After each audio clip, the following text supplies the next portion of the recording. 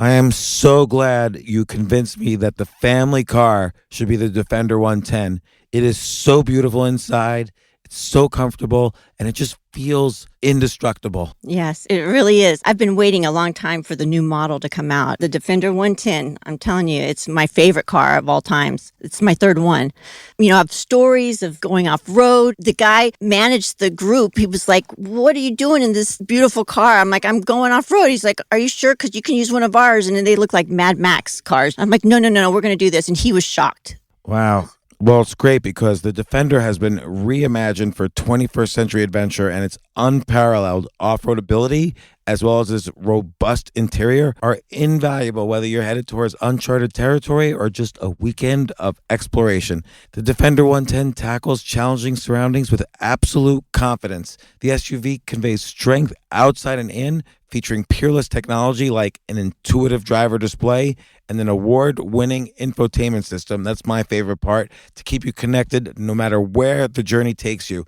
Adventure is unique to everyone, and so is the Defender. Choose from the two-door Defender 90, the four-door Defender 110, or the larger Defender 130 with the ability to seat up to 8 passengers. You'll find uncompromising performance in all three. So pack up and go even further with the Defender 110. Learn more at LandRoverUSA.com/Defender. Capella University is rethinking higher education. With its game-changing FlexPath learning format, you can earn your degree on your schedule and fit your education seamlessly into your life. Imagine your future differently at capella.edu.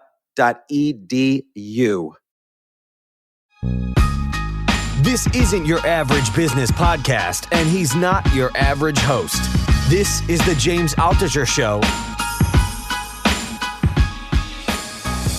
Today on the James Altucher Show. There are so many people who have so much brilliance in their heads that will never get it out unless it's very easy for them, right? That's literally why our company exists. That's why we call it Scribe, is literally because Socrates was a brilliant, genius man.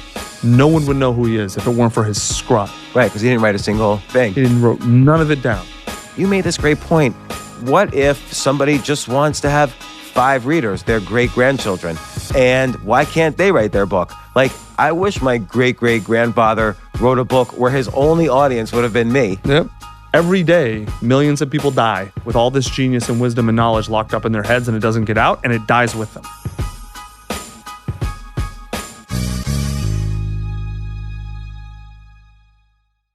It's kind of funny, we've been talking about this for 30 minutes, but this isn't even my fight. No, but I would say it is a little bit because with Scribe Media, I'll just describe a little bit what you do.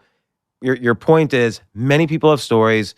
Many people don't have the skills or time to write their stories. Let's say the best surgeon in the world, he's busy saving his lives. Right. He's never put in the 10,000 hours it requires to be Tiffany a good Haddish writer. is actually the best example ever. Yeah, Tiffany Haddish is like Tiffany a brilliant came comedian. From nothing. Foster care, the worst stuff. You want to see what books do. You don't have to read Tiffany Haddish's book. Go look at the reviews. She has 2,000 reviews on Amazon. I think she has over 30,000 reviews on Audible because her audience are mostly young urban youth, right? Especially girls. They listen, they don't read. Cool. Go look at her Audible reviews. Go read them. If you aren't crying by page 2, you don't have a heart. Not every review, just like every other review is a 13-year-old black girl saying things like, I had no idea this was possible.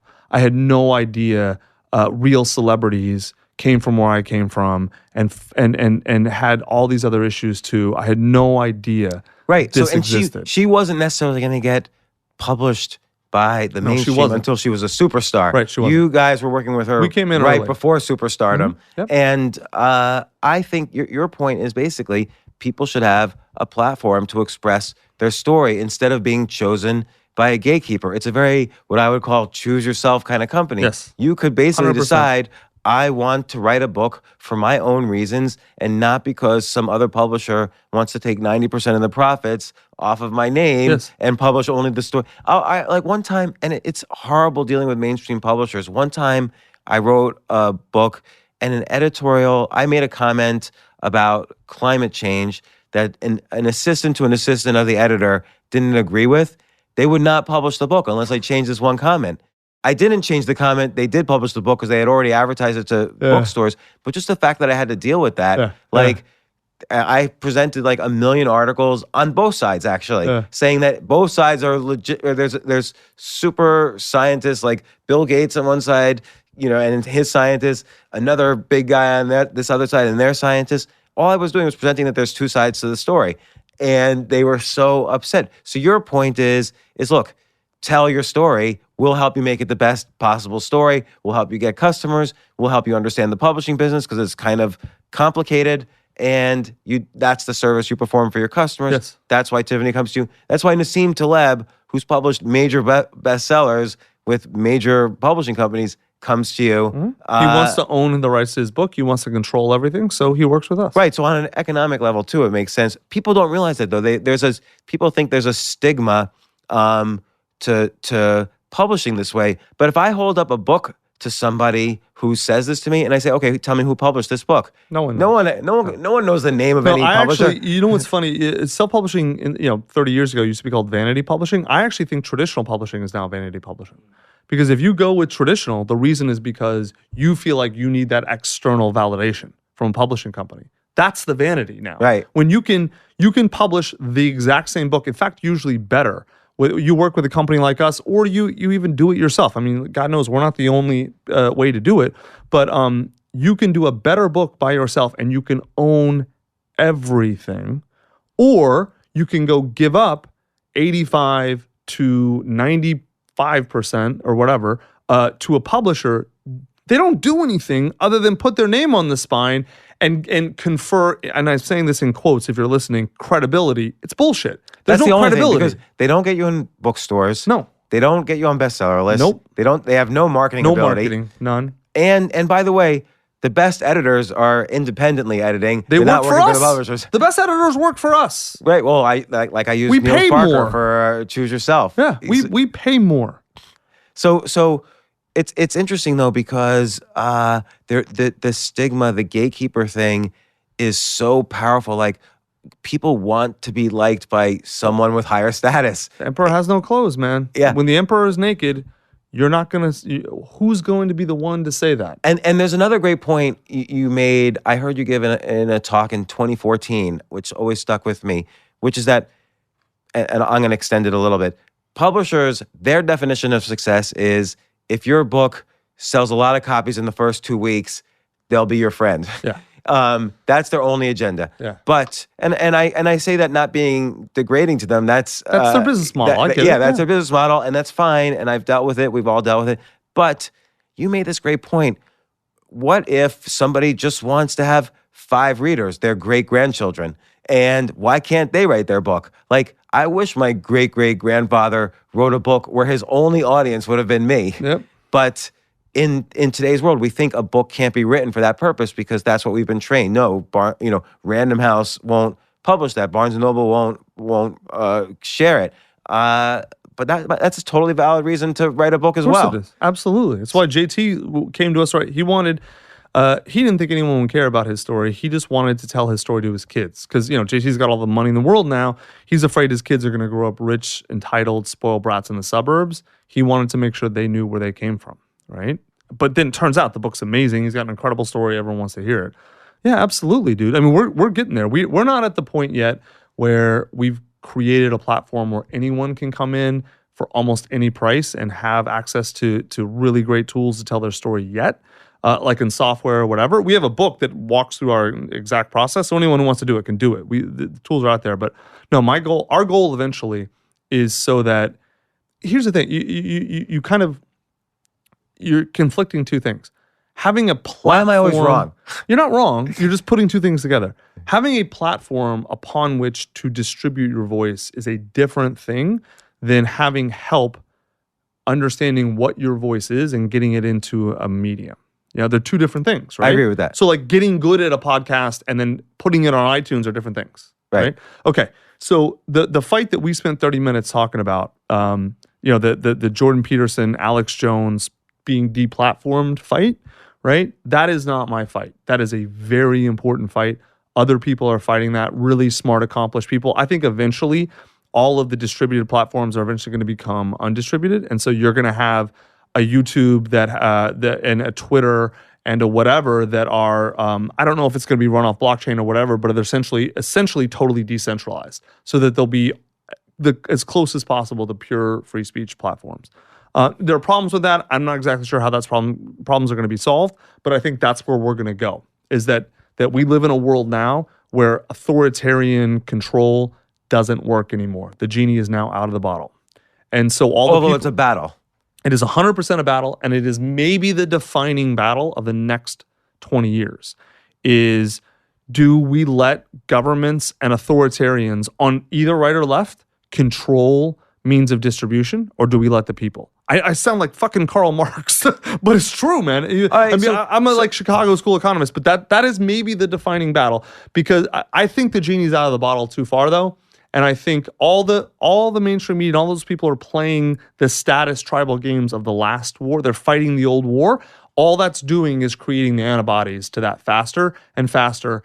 And there are too many smart people who have too much money and too much power on the other side now. And so we are getting slowly but surely to a freer world, and platform-wise. But that is essentially at its core a tech fight. That is not my fight. My skills are a different place.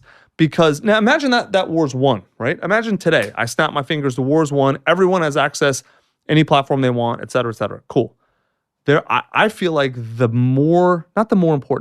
war after that is the knowledge in people's head and the wisdom in their head, getting it into a medium that other people can understand and relate to and consume. Okay, so let me ask you about this, because we both know we know 1,000 people who've written books for their own agendas. Like they don't necessarily want to write the best book, but they want consulting gigs, they want speaking gigs, they want business opportunities. That's a huge number of our clients. Right, and there's nothing wrong with that. The problem I have with that category is that most of those people are horrible writers, don't respect writing as a craft you have to work at. Agreed. And the books are just horrible. That's why they work with us. And right, and so I think those people should work with you. I feel like the next war is explaining to people you need to step up your game in terms of learning this craft. Yeah, no, I disagree. I actually fundamentally disagree, man. That's like, you know what that sounds like an auto mechanic saying, like, how can you really drive a car unless you know how to build an engine? All right. That's bullshit. All right. I disagree. Fair enough. Well, I think the problem is these people think that they're good writers,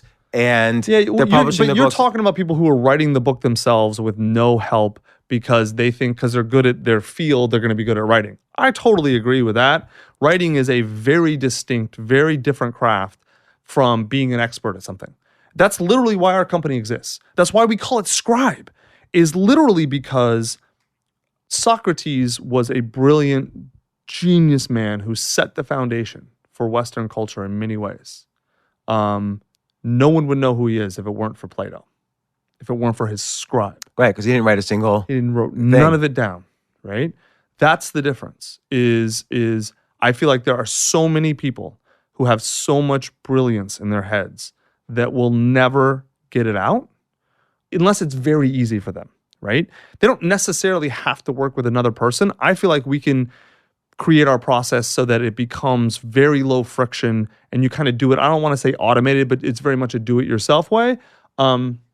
I think as we build the tech, I'm in this to win this, man. This is a 20, 30, 40-year company for me. So we'll get there eventually. But we're starting right now with the most successful people on earth who have done immense amount, who have made money from it, which are not the only people who have things to say at all. But we got to start somewhere, right? Like iPhones, set the category. And now 3 billion people have smartphones. We're doing the same thing. We're setting the category. And eventually I want our service to be available to literally everyone. But the point is, every day, millions of people die with all this genius and wisdom and knowledge locked up in their heads, and it doesn't get out, and it dies with them. And that, all civilization is the compounding of wisdom. That's it. You and I are sitting, you can't tell me how those lights work, or this camera, or this microphone. These work because geniuses before us figured this out. And then the knowledge became institutionalized as part of it became a commodity, right? But too little of that happens. Like the example I always use is the Library of Alexandria. The Egyptians were a culture of scribes, and they wrote everything down. Alexandria was the most important trading port for most of what we would consider the BC time, like pre-Jesus, right? And a little bit even in after. But every ship that came in, the rule in the port was if you had a scroll or anything written down, you had to give it to the scribes and they would copy it and then give it back to you, right? And so the Library of Alexandria had every piece of written wisdom in the world. And they would send scribes out to like sit with people like Socrates or whoever the geniuses at the time were and write down what they were saying. They were obsessed with writing things down. That was their thing. And then Cleopatra had a fight with Caesar, and Caesar burned it to the ground, and the world lost all of that wisdom that was not written down. And that didn't cause us to fall into a dark ages, but once the Roman Empire fell, we went into a dark ages because none of that knowledge was recorded anywhere else. Well, you realize in the last 30 years, we figured out how the Romans made the concrete they did that keeps aqueducts up for 2,000 years. We figured out about 30 years ago how the pyramids were built, which are 5,000 years old, right? All of this wisdom was lost. All civilization is the compounding of wisdom. I feel like this is maybe the most important long-term fight we have is what we're doing. The platform fight's a different fight though. Like if I have my way and we have our way at Scribe, no one dies with anything in their head that someone else in the future will want to know. Well, and I think, not to kind of just suddenly take the conversation immediately to the practical that everyone could take advantage of, but I think you having such a historical motivation for a business, it's a motivation that stretches thousands of years. This is why this is a good reason to start a business. I think, and let's take the opposite end. Oh, I want to make $1 million in the next year. That's the opposite end of that, of the reason you should start a business. That's the bad reason to start. In my opinion, you won't succeed. Yeah, if you don't care about the problem at all, then you're not going to succeed. Right, so solving, and a lot of people say, oh, if you help 1 billion people, you'll make $1 billion. I don't necessarily believe that either. I think the most important thing is having a vision that is so ingrained in everything you've done over the past 2 decades. Yes. That's a great reason to start a business. And then having customers who buy into that vision, which clearly they do, having a CEO who bought into that vision, he did his book through you. I think that's critical. You have a great culture at the business. Everybody is like lifers at your business. I've known them ever since they started working for you, years and years and years ago. What's the next, you just said, you stepped down as CEO, JT stepped up because people would follow you, but people would die for JT. Yeah. What does JT bring in terms of motivation on top of that supports the vision that you just laid out? Because I think that's a very practical skill that businessmen should know. It's a great question. All right, so here's this is actually going to be hard for me to say because it makes me realize things about myself that aren't necessarily the most pleasant. But if I'm going to be all about the truth, then I gotta do it even when it's not palatable. I think people love JT because he loves them back. Like great leader loves the people that they lead and they put them first. And he is a master at that. And I feel like I am not. It's not that I don't care about them. It's not, he's farther along on that path than I am. What do you think internally did that for him, particularly given his background? I don't know, man. I don't know. It's a good question. You're going to have to ask him when he's on the podcast. When is he in the city? Does he ever come to the city? He's busy in Austin. Yeah, right. He's busy. I know he's coming, I think, later this year. So, of course, I'll make sure that you talk to him because you two will love each other. But the reason our tribe loves him so much is because they know he loves them. And it's not just, oh yeah, it's not, most companies like, oh, we care about our people. It's all mouth. It's all word. It's all bullshit. It's not bullshit with JT. It's real with him. Like every single person in our company can tell you a story about how JT, they've seen him either love them or other people or both. And all the stories are going to be different. It's not like there's a mythology of JT. It's personal. Like he really cares at the core of his soul. So I think these two things, like having an outward-facing vision that you truly like deeply believe in, and it's got a historical foundation and it's true. Like if you think about it, you know, there was the Gutenberg press, which allowed basically anybody to write. Anyone to print at scale is what it was. And then I think there's this brief period where publishers would help and bookstores would help with distribution, and I think that era is dying. But then the combination of a mega platform like Amazon making it easy to distribute, plus companies like yours making it easy to take an enormous skill set and translate that into something that's readable. I think this is, and I'm not just saying this to build you up. I think that's like the next step after the Gutenberg press. Finally, people could once again, say what they believe in, communicate it in a way that's effective, and distribute it. You know, and now look, some people don't need you. If you have the skills of writing, if you can get a cover designer, no problem. Yeah. So, but again, you know, someone who's been a heart surgeon for 50 years, they're not going to have the 10,000 hours to build the writing craft. Exactly. Or it doesn't even make sense for them to. Like, they're busy saving above lives. a certain amount that you make, it doesn't make sense for you to even manage the process, even if you could, because you're taking time away from what you're great at to spend time at even if you're good at it. I mean, that's just the basic law of comparative advantage. That's basic economics. If you make, I'm just make up numbers. If you make $100 an hour even, it makes no sense not to hire us, because if you spend your time doing the book yourself, it's costing you $100 an hour, and you can hire us effectively for less than that at a per hour cost, right? So it makes zero sense for you not to hire us or somebody. But even though we're the best, but let's look at a guy though like Nassim Taleb, who's a great writer. He's not using you for he's not using. So we have a publishing arm. So you can come to us with just your idea. And then we have like a whole interview process that takes you all the way through, and we do all the work. I mean, it's $36,000 now, total turnkey. It's kind of like ghostwriting, but it's not ghostwriting, because ghostwriting is like where someone's writing their idea of your book. This is a full interview process. It is your ideas in your words and your voice. Then once the manuscript is done, then we do all the publishing. Or you can come to us with a finished book, like you've written it yourself. Cool, no problem. We do all the publishing. So Nassim is not at all in any way, shape, or form doing our sort of full process. Like it wouldn't make sense for you either. No, in you're a sense, both writers. In a sense, I was like a alpha version of your company. Choose Yourself absolutely was the alpha version. Because I wrote the book, and then you helped me with the editing, the cover design, interior design. We did all of it. And then even the formatting for Kindle and Create Space, and you gave me advice.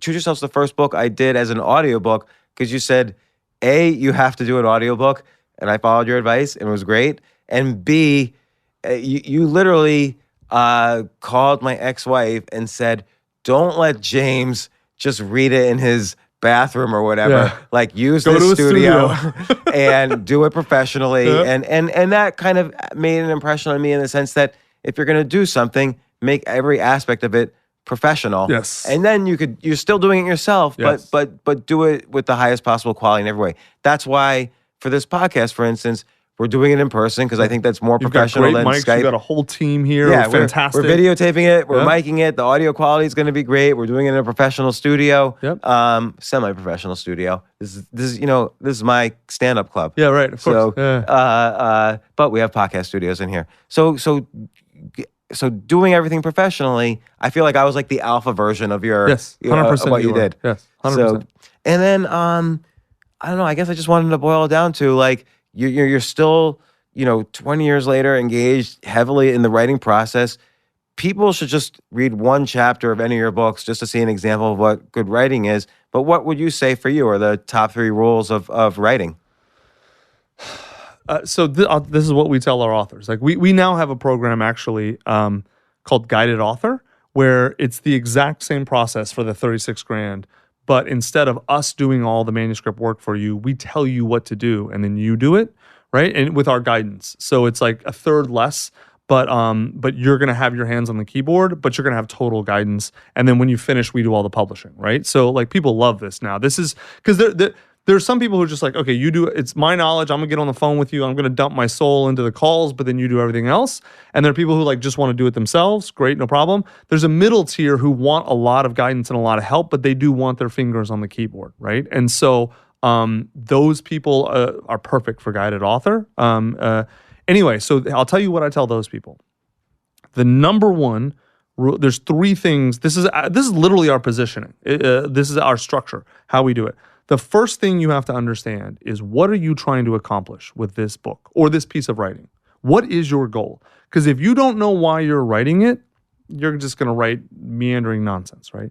So, and I don't mean, part of your goal can be, the impact you want the book to create in the world. That's cool and important. But you should also be thinking about, what do you want this book to create for you, right? What do you mean? What's an example? Okay, so if I'm a consultant, if I'm a CEO coach, right, and I coach Fortune 1000 CEOs, I'm doing this book because I want to raise my. I'm already the expert. I already coach a bunch of CEOs, but no one kind of knows except the guys I coach. So or the women and men. So I want this book to kind of show the world, to establish my authority in this space and credibility, to show the world I know what I'm talking about, right? And to show that it's not about bragging, it's about, here's what I do, here's my knowledge. It's about, here's my knowledge and wisdom, so that I have the authority and credibility in my space. I want this book to be kind of the hook for media, so it raises my visibility. So it's easy for me to get speaking gigs.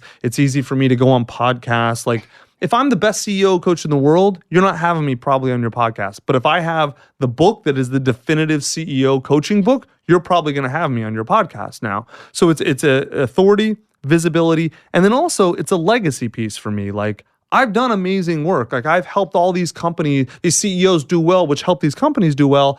I kind of want, my friends, family, whatever, to know I've produced real value in the world. So you're saying this is the number one and rule. I'm not a fucking CEO coach. I'm the worst. Right?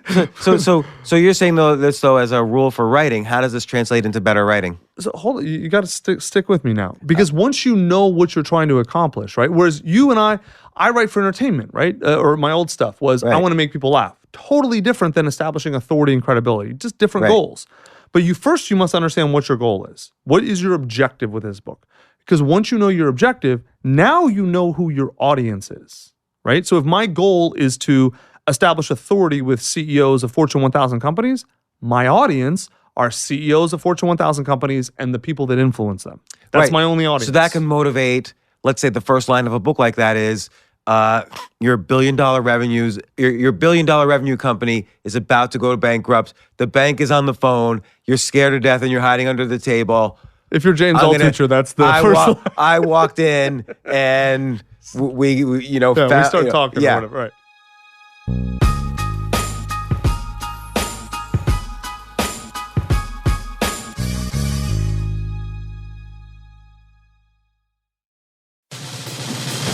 These days, we're all investors, trying to be smart with our money despite our worst impulses. But at iShares, we believe that deep down inside of every investor is a better investor.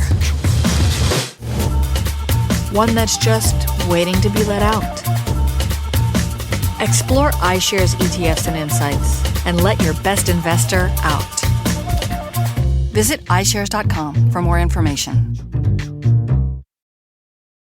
You know what I love about fantasy sports is that even though I'm not going to be a great basketball player or a baseball player or a football player or whatever, I feel like I get to participate and make decisions and use my knowledge of these different leagues or these different sports to compete. So it's like I can pick my team or I can pick my favorite players and I could use my knowledge to make predictions and maybe even make money. So with the basketball season here, you can now pick combo projections across football and basketball from the Specials League on Prize Picks. This is a league created specifically for combo projections that include two or more players from different sports or leagues. Want to play alongside some of Prize Picks' favorite players like rapper Meek Mill and comedian Andrew Schultz, who's also been a guest on this podcast, and I've been a guest on his? You can now find community plays under the promos tab of the app to view entries for some of the biggest names in the Prize Picks community each week. Look, Prize Picks even offers a reboot policy so that your entries stay in play even if one of your players gets injured. For football and basketball games, if you have a player who exits the game in the first half and does not return in the second, that player is rebooted. PrizePicks is the only daily fantasy sports platform with an injury insurance policy. What? So I love playing it. I love anywhere where I can use analytical ability with my interests to demonstrate some skill and maybe make some money. And I like the game-like aspect. I do wish they had chess as a category on prizepicks.com, but I'll settle for what they've got. Maybe I should make my own fantasy chess league. But in any case, I love PrizePicks. Go to prizepicks.com/James. Use code James for a first deposit match up to $100. That's the easiest $100 you're ever going to make. So that's prizepicks.com/James and use code James. Daily fantasy sports made easy.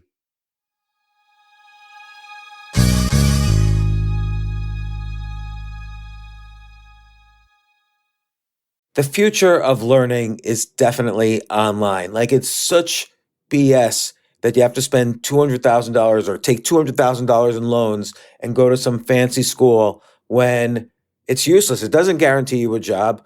Most employers, including me, do not care about degrees or grades or anything like that. We want to care that you love what you're doing, that you know what you're doing, in some cases that you have experience or that you're willing to learn.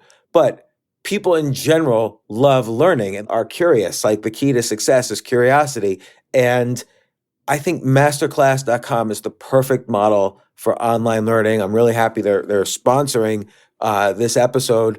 If you're going to give a gift, give the gift of learning. Masterclass makes a meaningful gift this season for you and anyone on your list, because both of you can learn from the best to become your best, from leadership to effective communication to cooking. Let me tell you some of the classes I've taken. I've taken comedy from Steve Martin. I mean, can you believe I can take a class from Steve Martin on comedy, or Judd Apatow, my favorite comedy director? I could take an actual class from him on writing. Wolfgang Puck on cooking. Dan Brown on writing, or Judy Bloom, who's been on this podcast, on writing. By the way, Wolfgang Puck also has been on this podcast. It's such a pleasure. I try to take classes all the time from masterclass.com.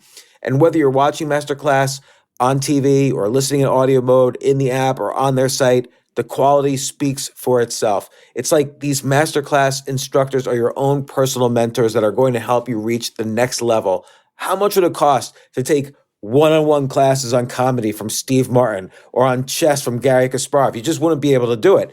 But it would cost hundreds of thousands of dollars. With a Masterclass annual membership, it's $10 a month. Memberships start at $120 a year for unlimited access to one-on-one classes with all 180 plus Masterclass instructors. So it's not just $120 for one instructor. You get all 180 plus Masterclass instructors. Boost your confidence and find practical takeaways you can apply to your life and at work. And if you own a business or are a team leader, use Masterclass to empower and create future-ready employees and leaders. That's the real education in today's world.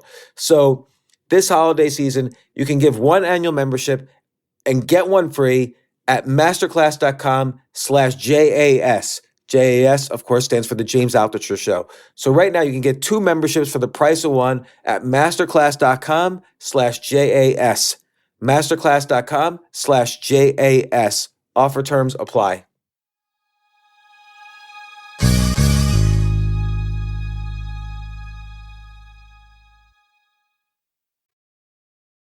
So now you know who your audience is, right? So in your case, let's say you want to do a book on how cryptocurrency is the future of money. You want to establish your authority in that space. You want to help people understand that, all that kind of stuff. So then your audience are people who are interested in crypto, people who are looking for other investments. Like, you see what I'm saying? Of course. Right. So number 1 is, what are your objectives? Number 2 is, who is your audience? That gets you to the third thing. Notice I haven't talked about what the idea for the book is. Everyone wants to start there, but that's about them. The third thing is, why will your audience care? Because no one cares about your book. No one. They only care about themselves, and they care about what your book will do for them. So for the CEO example, the answer is, if I'm the CEO of a Fortune 1000 company, I'm only going to care about your book if I think you're going to help me learn things and get better at my job. Same with you. The only reason anyone's going to care about your crypto book is because you're going to help them figure out crypto so that they can make more money and be ready for the future or whatever, right? Invest in or whatever. So now if you get all 3 of those, now it all dovetails, right? Because Once you understand your objectives, then you know who your audience is. Now you know what you have to write about, right? Now you know how to frame it too. The big problem that most writers make is they approach the book from their own perspective. But no one cares about you, and they don't care about your book. They only care about what your book will do for them.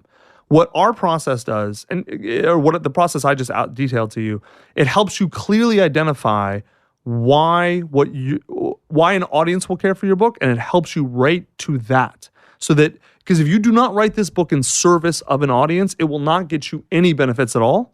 It will probably flop because there's so much content and there's so many alternatives now. Why would someone read something that's not about them? I think that's a really good point that I want to get back to. I also think the most important thing you said there is nobody cares about you or your book. Yes. Because I think that all your rules fall out of that principle, Yes. which is that everybody has a self-inflated view of like why people should care about them. You have to actually build the argument.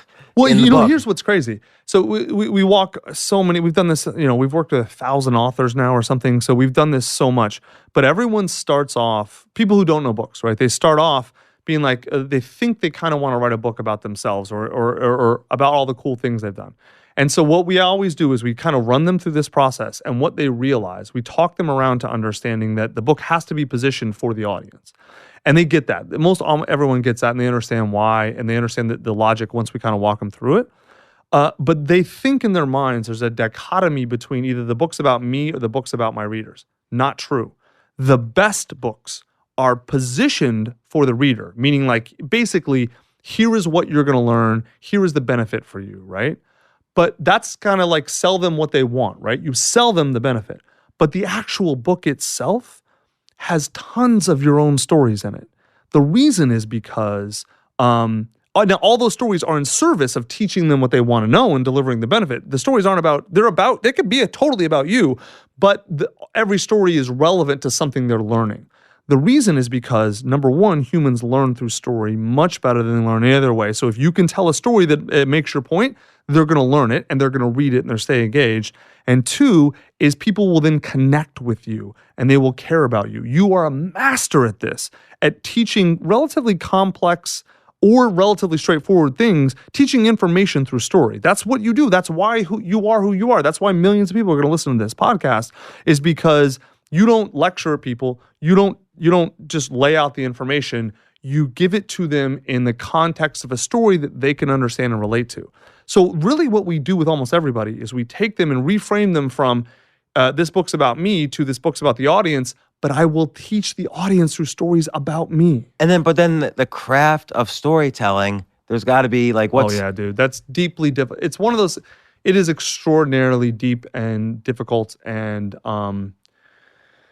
intense. So, but there's actually, it's one of the, I give our sort of guided author people, if you go to just Scribe and you're turnkey, you don't really have to learn it so much because we have master writers and storytellers and editors who essentially do it for you. But if you're writing it yourself, here's the hack that we teach people. So the way you want to don't think about telling a story, right? Because if you try to learn story structure, it's ridiculously complex and you will get lost in the weeds as a novice or as an amateur. But the way you can kind of hack it and get close to being a professional with very, very little work is to think of your book as, I am going to teach a friend of mine who is ignorant of this knowledge. Not stupid, they're just ignorant, right? I am going to teach them this. So that structure forces structure. Okay, where am I going to start? What's the second thing I'm going to teach? What's the third thing? What's the fourth thing? Then it forces you to only tell stories that are relevant. Like imagine I'm sitting across the table from a friend, like you are a friend. Imagine I'm going to teach you about something you care about, right? That I know about. Like being a parent. I mean, you're a parent more than I am, but like, let's just take that as an example. I might be a bad parent, so well, I don't know if I'm good either, but it's an easy example, right? So let's say you don't have kids, you're about to have kids. So I'm gonna say, all right, James, you need to start here. And then I'm gonna whatever it is, understanding the parenting's about the kid, not about you or something. And then I'm gonna kind of tell you the facts, and then I'm gonna tell you like one or two stories, right?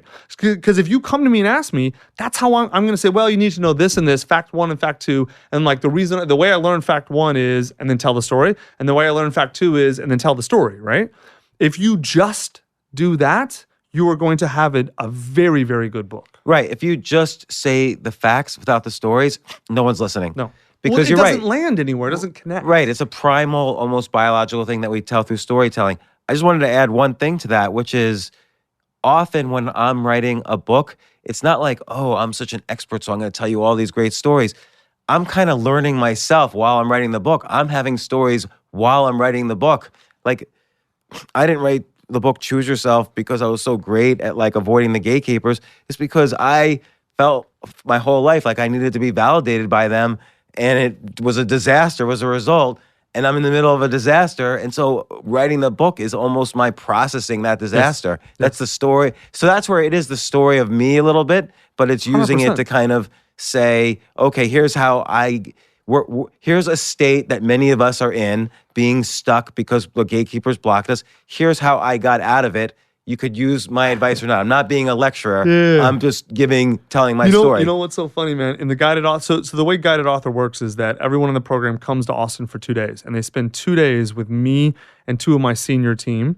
And it's not individual, like we'll do it in cohorts where it's basically a 4-to-1 ratio. So there's at least 4 authors to 1 sort of editor. So 12 people will be me and 2 senior editors, right? And so we walk them through the positioning, kind of like that's the beginning of our positioning process. And then we walk them through, we build the entire outline with them. We do the writing schedule, all that sort of stuff. So when they leave, they know exactly what they're writing, when they're writing, all that. They got it all dialed in. They just have to go home and write, okay? And then, of course, we have ongoing support when they go home and weekly calls and all that stuff. But here's what's funny is and it makes total sense because you're a writer and you get it. I always end the workshop with why your book matters. And so for each person, I give not even a 5-minute speech, a 2-minute speech about why their book matters. And what's so funny is I would say almost 95% of people, here's the narrative of the book is they had a real problem in their life. They figured out a way to solve it. Now they're bringing that wisdom to other people who have that problem. Even if they're doing the book for business, 100% for business, that's still the narrative. Well, what's funny there is what you just described. That's the hero's journey.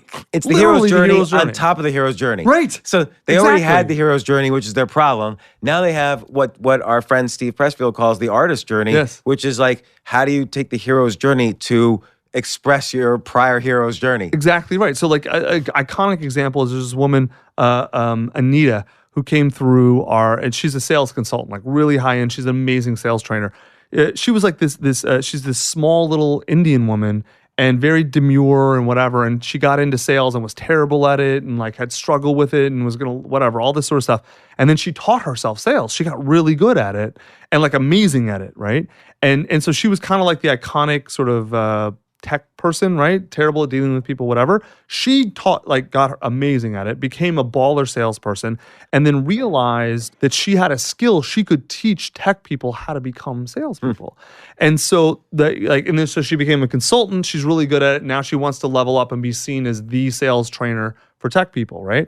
And she told me this story about this guy, Antonio, that basically was not, he couldn't feed his family. He was in sales, kind of a nerdy, bad with people tech person, was failing, was not even feeding his family. And he was one of her first clients, and she turned him around in a few months, and now the guy is a top grossing salesperson for some, whatever B2B sales tech company, right? But he lives in a great house. His wife's happy. I mean, she literally changed the life of this family, right? And it's that. So I never start with hero's journey because then they get it in their head that they get all weird.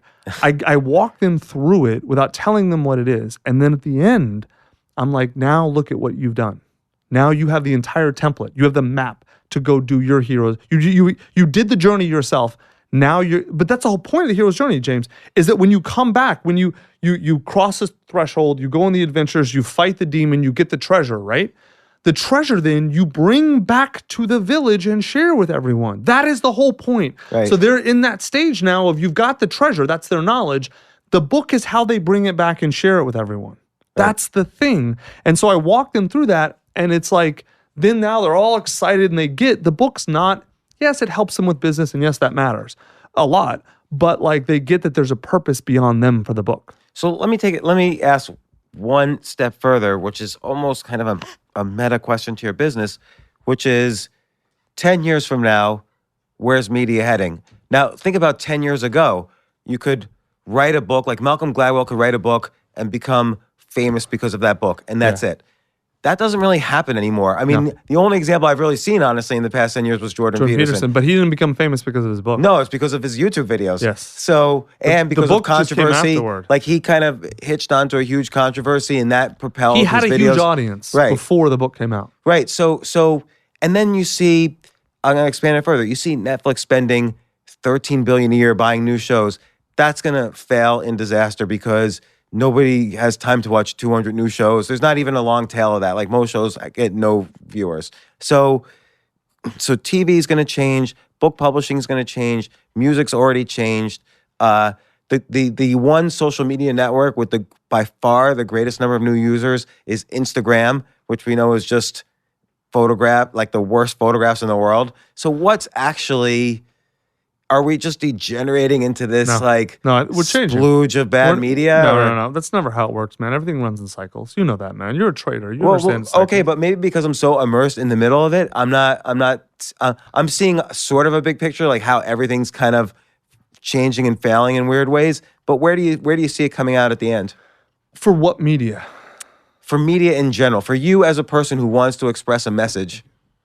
For you as a person, a young person can say, "Oh, Tucker did a blog and then a book, and the book was a bestseller." That can't happen anymore. Like even when I had Seth Godin on a few weeks ago, and when I had him on a year earlier, every single time he always says year over year his blog views get cut in half. So like that phenomenon of blog to book is done. For instance, so what's the pathway now of multimedia?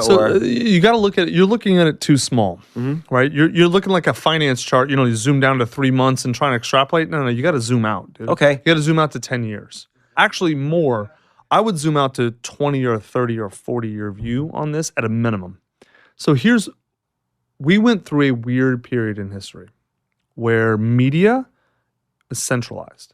And that is like extraordinarily unusual. If you look at the scale of humanity, media was almost always local. Right, and that's why I say in the history of book publishing, there was Gutenberg. We could almost skip over traditional book publishing and bookstores, and then there's kind of what you're doing, Amazon, and so on. So like I skip over completely publishing because that was just a fluke almost. Yeah, well, but here's the thing. Media was centralized for about... Truly centralized, I would say for about, you can make an argument of somewhere between 80 and 150 years, right? So just call it 100 years. Media was centralized. Right, because guys like Charles Dickens self-published. Right. So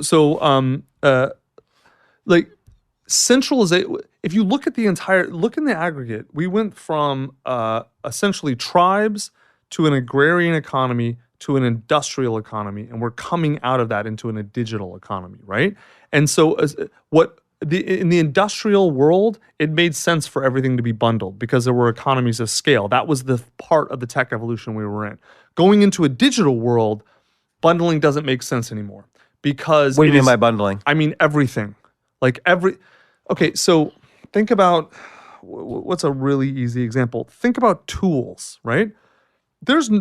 Prior to let's just call it 1900. I'm being very rough here. So prior to 1900, if you wanted a tool, you went to the blacksmith in your town and he made it for you, right? After 1900, and again, very, very rough, tools were made in factories. Really, probably after World War I, tools were made in factories. Like no blacksmith was making a shovel anymore, right? Why? Because you can make shovels faster, easier in factories. But it took a long time for the industrial corporatist world to develop and reach that sort of scale, right?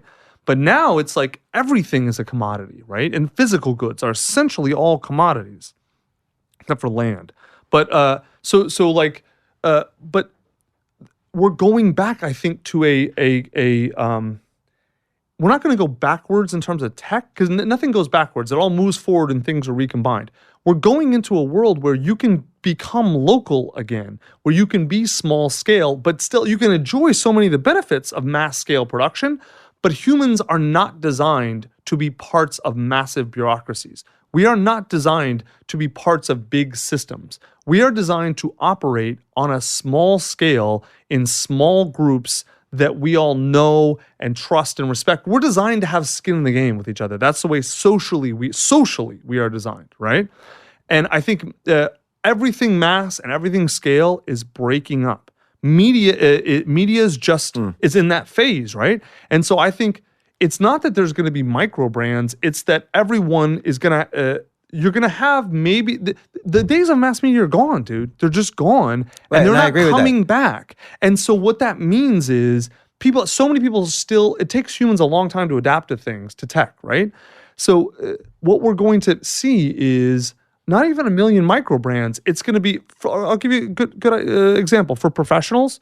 If you are a high level professional, let's just say, I'll make up a number to make it easy. If you make $500,000 or more, you're essentially going to have your own brand, your own professional brand, and your own media, right? You don't need a media company. You don't have to be James Altucher because you are a media person. If I'm a CEO coach, I don't need to be a media person. But what I do have to have is media, right? I have to have a book. I have to have maybe some video. I have to have at least, I don't have to have everything covered in all areas, but I have to have at least one or two major media areas covered that show my proof of work, so that when CEOs need a coach, they're not going to the New York Times. They're not going because the mass doesn't exist. Right. They have to go look for people who are CEO coaches, and then they have to pick the one. How are they going to pick? Right? They have to pick based on proof of work. The days of certain people being the approved vendors of the large scale mass are gone. And so in media, you're going to see Godin and people like that are going to have a harder time being high end because there's no more mass. It won't exist anymore. The days of mass are gone, and you will see lots and lots and lots more of niche and niche and niche and niche, which is fine. That's the way humans work, man. It's better. Right. So, but some people might be hearing this disappointed, like they want to take, they're just interested in writing, let's say entertaining writing, and they have a voice and people like what they do, and they want to be mass. Yeah. What should they do? Well, then that's an ego thing. That's their. It is an ego thing. No, that's their. Well, then I mean, okay, if you want to live your life, it's how you got your start. You were able to ride. Oh, absolutely, 100%. No, I'm not saying I don't fall in that category. I did definitely early on. Look, so here's the thing. I'm not saying mass is impossible, but I'm saying mass used to be there were one or two. The power curve was very, very steep and came down very quickly, and there was almost no long tail. Now, so much of that has shifted, and now the middle part, I think, is going to become a little bit fatter, but the long tail will become massively fatter, but will also sustain. So, like, if you want to become mass because, it depends what the goal is. If you want to be mass because you want to support yourself doing your art, that is now easier than it's ever been, and it's only going to get easier. If you want to become mass because you want to fill your empty fucking soul with a bunch of people staring at you, those days are over, and you're fucked. And it brings up Kevin Kelly's 1,000 True Fans article, which is that you need whatever media you choose, whatever multiple media you choose, you need to really be good at expressing yourself in that medium. Yes. Because loyalty rather than numbers are more important. Yes. Like, you can get a million views on something, but if it's all all garbage views, doesn't mean anything. Right. Like which is a lot of, let's say, Instagram likes, or it's done by bots or whatever. Right. But if you have those 1,000 true fans, 2,000 true fans, 10,000 true fans, you're going to do well and have impact. I could not agree more.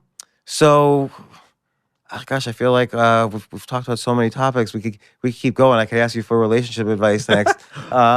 What should I do next? You see me do all these things. What should I do? I don't next? know, dude. I don't know enough details. That's why I want to go get lunch with you. Podcast? Yeah. How do you what? How do I make the podcast bigger? Podcast is already pretty big. How can I switch up format? I've been interviewing you for 5 years, and 500 people you. That's a really good question. So I'll tell you where I think podcasts are going.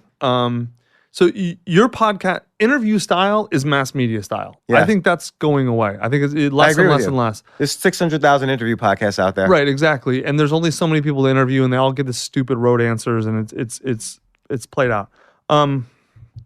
I actually think the future of podcasting is what I was talking about, is experts not even interviewing. They can be interviewed, whatever. It's experts displaying their expertise and teaching.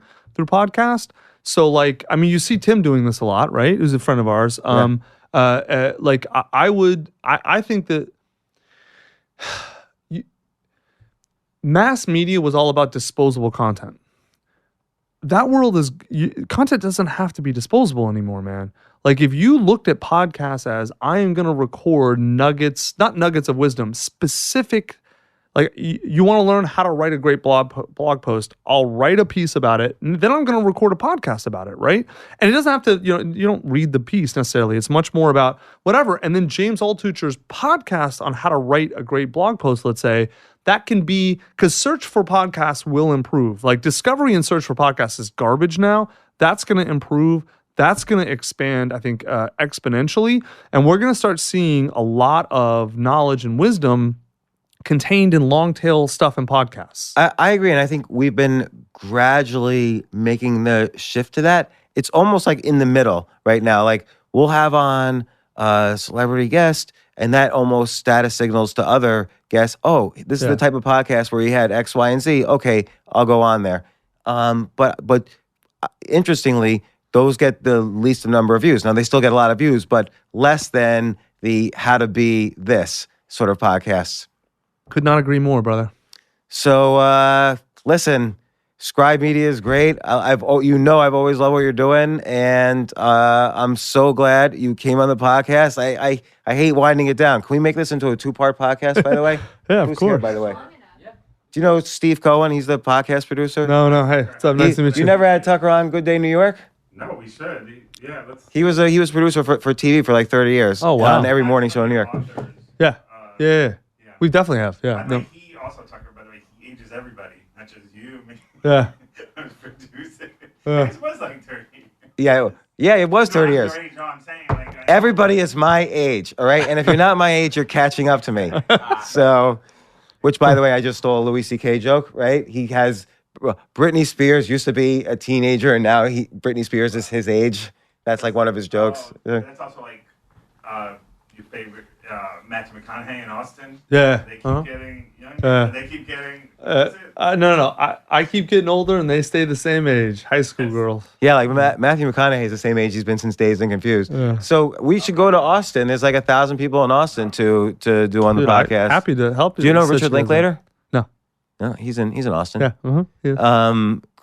All right. Well, Tucker Max, once again, the 80th time you've been on the podcast. So much fun. I've learned so much stuff, and we've had so many interesting conversations. Come on again. Thank you, brother.